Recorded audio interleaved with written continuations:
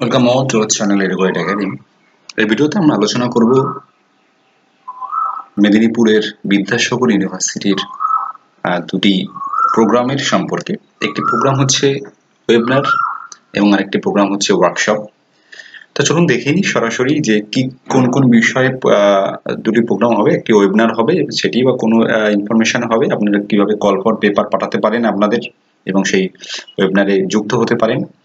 এবং আরেকটি রয়েছে ওয়ার্কশপ, সেই ওয়ার্কশপে কিভাবে আপনি জয়েন করতে পারেন এবং কিভাবে আপনার ওয়ার্কশপে আপনি কল ফর পেপার পাঠাতে পারেন।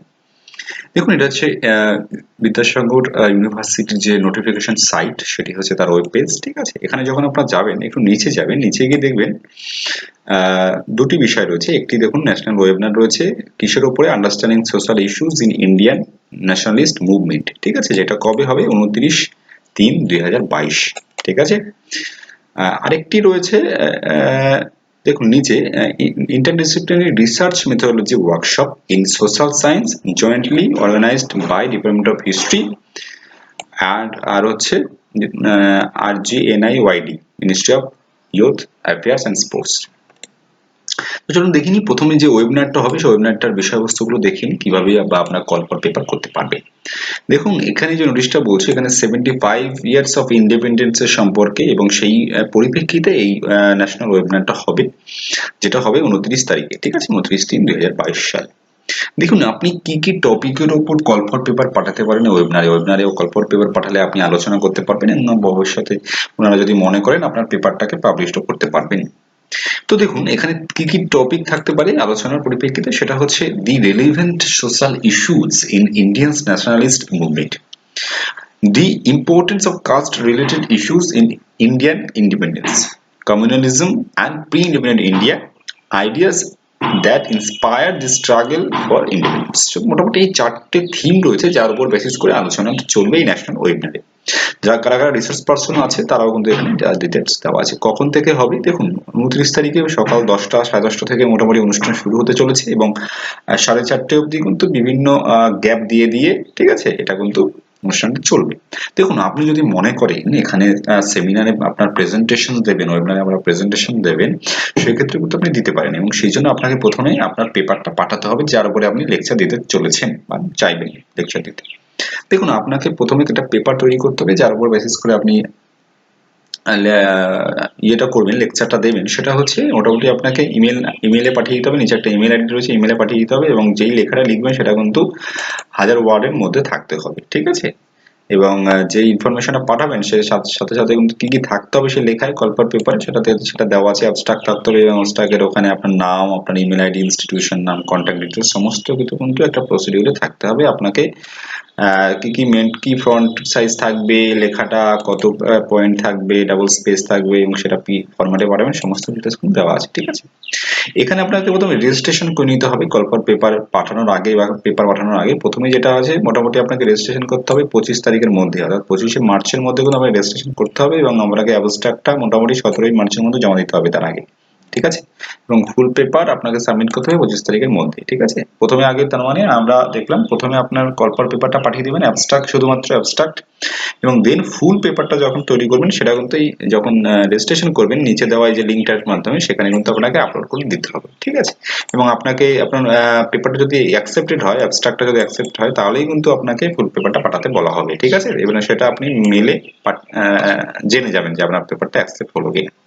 দেখুন, আপনাকে মোটামুটি এখানে রেজিস্ট্রেশন ফিস দিতে হবে এই ওয়েবিনারের জন্য বা সেমিনারের জন্য 100 টাকা রেজিস্ট্রেশন ফিস দিতে হবে। ঠিক আছে, এবার রেজিস্ট্রেশন লিঙ্কে আমরা গিয়ে দেখি কিভাবে আপনি ফর্ম ফিল আপটা করবেন এবং সেখানে কিভাবে আপনার ডকুমেন্টস গুলো আপলোড করবেন। ঠিক আছে, দেখুন নিচে ব্যাংক ডিটেলস দেওয়া আছে, আপনার যে 100 টাকা এখানে দিতে হবে, রেজিস্ট্রেশন ফিস যাবে, সেখানে কিন্তু এই ব্যাংক ডিটেলস কিন্তু আপনাকে পাঠিয়ে দিতে হবে। ঠিক আছে, দেখুন এখানে এই যে গুগল ফর্মটা রয়েছে, এই ফর্মটা আপনাকে ফিল আপ করতে হবে। ফিল আপ করে আপনার যে পেমেন্টটা করবেন 100 টাকা, সেটা কিন্তু এখানে আপলোড করে দিতে হবে। ঠিক আছে, আপলোড করে দিলেই কিন্তু আপনার রেজিস্ট্রেশনটা হয়ে যাবে। ঠিক আছে, এবং আপনার যে কল ফর পেপারের ব্যাপারটা এখানে আপলোড করার প্রয়োজন নেই, ওটা বাই মেলেই কিন্তু আপনি পাঠাতে পারবেন, এখানে মেল নাম্বার দেওয়া আছে। ঠিক আছে, অর্থাৎ এখানে রেজিস্ট্রেশনটা যেটা রয়েছে লিঙ্কটা, সেখানে আপনি শুধু রেজিস্ট্রেশন করবেন এবং তার সাথে পেমেন্টের স্লিপটা এই অ্যাকাউন্টে পেমেন্ট করে আপনি কিন্তু পেমেন্টের স্লিপটা এখানে আপলোড করে দিতে হবে পেমেন্ট। ঠিক আছে, আর কল ফর পেপারটা আপনাকে বাই মেলে পাঠিয়ে দিতে হবে।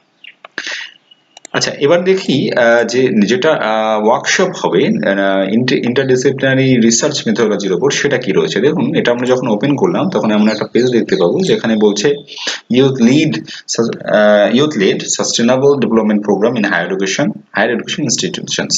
তো ইন্টারডিসিপ্লিনারি রিসার্চ মেথোডলজি ওয়ার্কশপ হবে, যেটা কোথায় হবে সেটা কিন্তু এখানে দেওয়া আছে, ঠিক আছে। নাজরায়ণ বসু সভাকক্ষ, ঠিক আছে, একটা ভেন্যু রয়েছে ইউনিভার্সিটি, সেখানে কিন্তু এটা হবে। এবং সেটা কবে হবে দেখুন, এটা হচ্ছে 11 থেকে 17 মার্চ কিন্তু এটা হবে, ঠিক আছে। দেখুন আপনারা কিভাবে অ্যাপ্লিকেশনটা করবেন, ঠিক আছে, এখানে জয়েন হওয়ার জন্য। এখানে মোটামুটি ডিটেলসটা দেওয়া আছে, ঠিক আছে। এখানে বলা হচ্ছে ওয়ার্কশপটা হাইব্রিড পদ্ধতিতে হবে, অর্থাৎ মিক্সড মেথডে পদ্ধতিতে হবে। সেখানে আপনি অনলাইনে মোটামুটি 20 জন পার্টিসিপেন্ট করতে পারবেন এবং অফলাইনে 30 জন পার্টিসিপেন্ট করতে পারবেন, ঠিক আছে। এবং রেজিস্ট্রেশন ফিস কি রয়েছে দেখুন, যারা রিসার্চ স্কলার রয়েছে তারাই বেশিরভাগ এখানে আপনারা যারা রিসার্চ স্কলার রয়েছেন তারাই কিন্তু এখানে জয়েন করতে পারেন, এবং আপনাকে মোটামুটি 500 টাকা দিয়ে রেজিস্ট্রেশন করতে হবে, ঠিক আছে। এবং 2000 টাকা তাদের জন্য যারা ফ্যাকাল্টি মেম্বার রয়েছে, ঠিক আছে, টিচার্স রয়েছে তাদের জন্য। এবং অবশ্যই আপনি যদি ওয়ার্কশপটা কমপ্লিট করেন আপনাকে প্রোভাইড করা হবে, সার্টিফিকেট প্রোভাইড করা হবে, ঠিক আছে। এবং কাদের সাথে কন্ট্যাক্ট করবেন তারও কিন্তু এখানে দেওয়া আছে, ঠিক আছে। এবার দেখুন, এখানেও কিন্তু আপনি কল ফর পেপার পাঠাতে পারেন এবং তার জন্য ডিটেলস কিন্তু দেওয়া আছে, ঠিক আছে। এখানে আপনাকে প্রথমে যে সাবমিট 500 ওয়ার্ড রাইট আপ, ঠিক আছে, 500 ওয়ার্ডের একটি একটা লেখা লিখতে হবে এবং সেটা কিন্তু বাই মেলে কিন্তু পাঠিয়ে দিতে হবে, ঠিক আছে। ও আচ্ছা, এখানে কল ফর পেপার না, সরি, এখানে বলছে যে আপনি কেন ওয়ার্কশপে পার্টিসিপেট করতে চাইছেন তার ডিটেলসটা কিন্তু এখানে দিতে হবে, ঠিক আছে।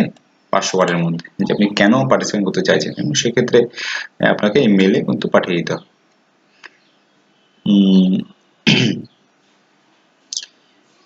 ঠিক আছে। এবার দেখুন, এখানে অনলাইন পেমেন্ট ডিটেলস, আপনি যেটা পেমেন্ট করবেন সেটা কিন্তু আপনাকে কিন্তু ইমেল আইডিতে পাঠিয়ে দিতে হবে, ইমেল আইডিতে মানে ইয়ে দেওয়া হবে আর কি, নোটিফাইড করা হবে, ঠিক আছে। আপনাকে প্রথমে আপনি যে কেন এখানে জয়েন হতে চাইছেন সেই ডিটেলসটা এখানে ওনাদের মেল করবেন। মেল করার পরে আপনাকে কিভাবে অনলাইন পেমেন্ট করবেন বা ডিটেলস গুলো কিন্তু দিয়ে দেওয়া হবে ওয়ার্কশপের সম্পর্কে, ঠিক আছে। মোটামুটি এখানে যেটা বলছি ইন্টারডিসিপ্লিনারি রিসার্চ মেথোডলজির উপর ওয়ার্কশপ, সুতরাং যারা ওয়ার্কশপে জয়েন করতে চান তারা তাড়াতাড়ি খুব শীঘ্রই এটা কিন্তু করে নিন। আপনার যে কেন জয়েন করতে চাইছেন তার একটা মেল কিন্তু আপনি মেলে পাঠিয়ে দিন 500 ওয়ার্ডের মধ্যে, তাহলে কিন্তু আপনাকে ডিটেলসটা আপনাদের ওনারা মেল করে দেবেন এবং মেল করলে আপনি রেজিস্ট্রেশন করতে পারবেন, ঠিক আছে। তো ধন্যবাদ, আশা করি ভালো লাগলো এই দুটো ইনফরমেশন আজকে আমরা জানার চেষ্টা করলাম। ভালো লাগলে অবশ্যই লাইক শেয়ার কমেন্ট করবেন, সাবস্ক্রাইব করতে ভুলবেন না, কারণ যে কোনো ধরনের আপডেট, যেমন যে কোনো ধরনের অ্যাডমিশন, এমফিল, পিএইচডি বা মাস্টার ডিগ্রি, সব ধরনের অ্যাডমিশন সম্পর্কে, রিক্রুটমেন্ট সম্পর্কে, সেটা রিক্রুটমেন্ট হতে পারে যে কোনো পরীক্ষা বা কলেজ ইউনিভার্সিটি রিক্রুটমেন্ট বা যে কোনো ধরনের অল ওভার ইন্ডিয়া যে সমস্ত এক্সামিনেশন হয় সমস্ত আপডেটগুলো আমরা দিয়ে দেওয়ার চেষ্টা করি। আশা করি ভালো লাগলে অবশ্যই লাইক শেয়ার কমেন্ট করবেন এবং আপনারা সবসময় আপডেট থাকবেন যদি আমাদের সাবস্ক্রাইব করেন, ঠিক আছে। ধন্যবাদ।